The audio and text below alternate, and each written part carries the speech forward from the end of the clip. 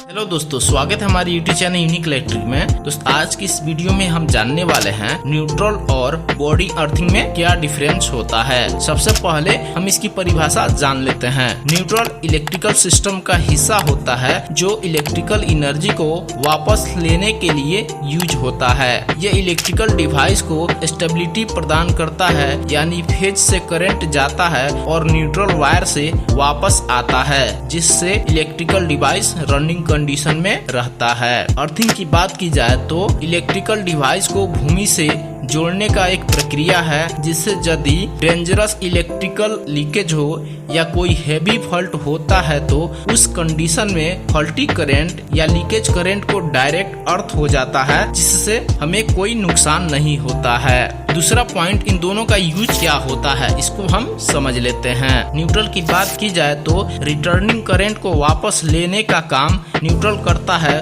और यह सुनिश्चित करता है कि तीनों फेजों में करंट की जो मात्रा है वह सेम रहे।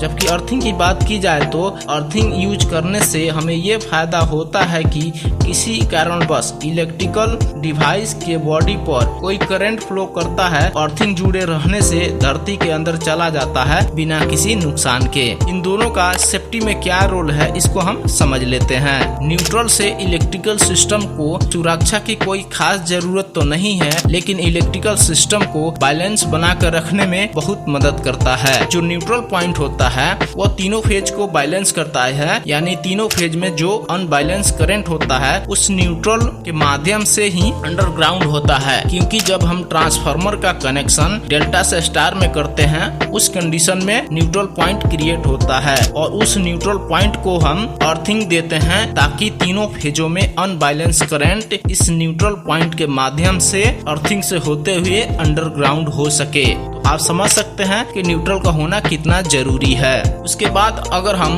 अर्थिंग की सुरक्षा पॉइंट ऑफ व्यू से बात करें तो ये बहुत जरूरी होता है, जो फॉल्टी करंट और लीकेज करंट से बचाता है। कलर की बात की जाए, हम कैसे पहचानेंगे कि न्यूट्रल वायर कौन सा है और अर्थिंग वायर कौन सा है।